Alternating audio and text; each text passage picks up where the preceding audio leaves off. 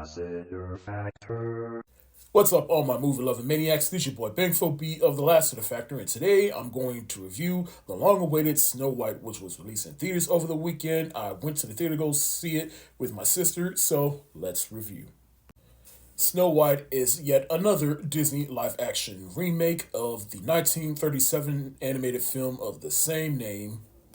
And look, we all know the story of Snow White. She is declared the first of them all. The evil queen doesn't like that, so she tries to have her killed. Snow White runs away in the forest and comes across the house of the seven dwarfs. She meets the seven dwarfs, the wife, makes herself ugly and gives Snow White a poisoned apple and kills her temporarily. We all know that story. And in this live action remake, there's some extra things here and there, but you basically know the story of Snow White.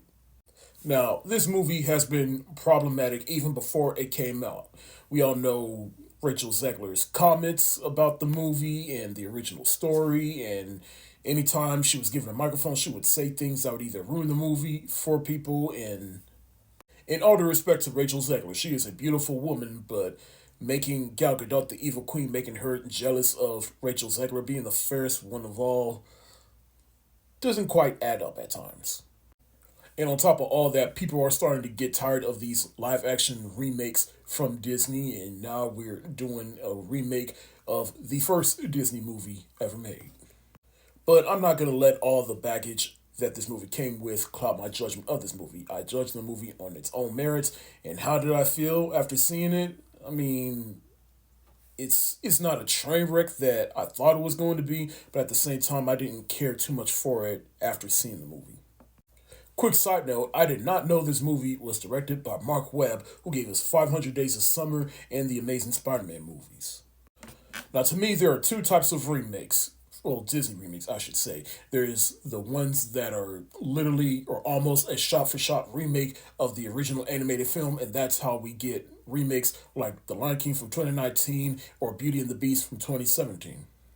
Then there's the live action Disney remakes in which it stays true to the spirit of the original while also expanding on some things that maybe the original film kind of fast tracked. And to me, that is what Snow White is. They do stay in line with some of the things from the original film while also expanding on some things. Like, for example, the entire first act on how they expanded on Snow White's origin, and we even know why she got the name Snow White, despite the fact that Snow White in this movie is mixed race. And I felt it was a bit half-assed, but at the same time, it was still an acceptable answer. But it's really not the biggest thing that is holding this movie down, no. But either way, the first act of this movie, I like what they did with Snow White's origin and how the Queen got there. I like how they expanded and explained those things. But then once we got to the second half of this movie, then that's when this movie started to take a bit of a turn. Now, let me just say right off the bat, Rachel Zegler, she was actually good as Snow White. Of course, she killed it with all the singing. We know this. We've seen her sing before. And even acting and what she brought to the character, I thought it actually worked for this movie. Gal Gadot as the evil queen, clearly she was the only one in this movie that was having fun with the role, despite the fact that she was hamming it up. But hey, that's just a result of the movie, I feel. She even sings a couple of songs in this movie, to which some people are probably thinking, I didn't know Gal Gadot sing, because that's what my sister sitting next to me thought. And I had to tell her, like, Gal Gadot can't really sing. Either she's just harmonizing, or they used AI to modify her voice. At least that's what I think.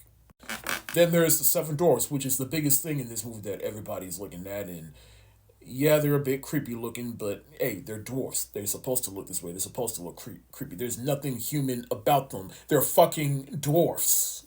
Of course, they're gonna not look appealing. But surprisingly, Dopey, which is this one right here, I was surprised with the amount of time and dedication they gave this character. Like, he had a couple of moments in this movie where I actually felt sorry for him, and Snow White had to console him. I actually like this version of Dopey than the original animated version of Dopey, and I never really had no issues with the original animated Dopey, but at the same time, I never really cared for him. And then you got these bandits right here, which I know everybody. Here's the thing, because like this, and this is one of my issues with the movie, is that it really feels like two different movies. It feels like there's a version. It feels like I don't know what it is, but either the movie was not going to have dwarfs, and these guys were going to be the substitutes for the dwarfs, and then everybody heard about it and bitched about it, and Disney panicked, and so they went and reshoot scenes with the dwarfs, or The movie we got was always the plan, and somehow a set pick of the bandits got out, and which gave everybody the impression that they were going to be the seven dwarfs, and everybody bitched and gave the movie unneeded and unwarranted outrage. But whatever the case is, you can literally take them out of the movie, and the movie would honestly be no different. Andrew Burnett plays Snow White's love interest in the movie, and he is not really the prince. But I'm not going to spoil what his role is in the movie, but he was fine in the movie as well.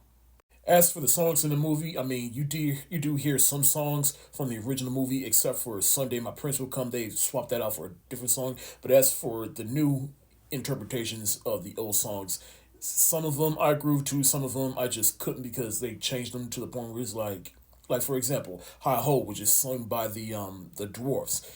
Is the part in the song where they whistle? They've actually replaced that with actual lyrics, and it just kind of didn't really sit well with me. I mean, what makes that song so iconic is how simplistic it is. And for the newer songs, I mean, they didn't really leave that much of an impact on me. Overall, this movie wasn't the train wreck I thought it was going to be, but at the same time, it didn't really do much for me. If you got kids, particularly little girls, they will probably enjoy this movie. But if you're a grown ass adult, hey, and depending on what your relationship is with Disney and Disney's lore and their movies, that's going to be entirely up to you to decide. Because I know there's people even before they saw this movie, they had their mind made up. They was ready to hate on this movie, and me, I was not ready to hate on this movie, but at the same time, I did not have high hopes for this movie, and this movie didn't leave me on a high note or anything. I just left the movie feeling unimpressed. Really, I am going to give Snow White a very low shoulder shrugger movie. I didn't dislike it, but at the same time, I didn't like it either. I'm just somewhere in the middle where I'm just like, it did some things right, but at the same time, it didn't do things right, and those things that it didn't do right just kind of outweigh the good. But that's it for the day. Have you seen Snow White? If so, let me know what you think in the comment section below. This is your boy Bankful B of the Lassiter Factor. Stay safe, wash your hands, peace.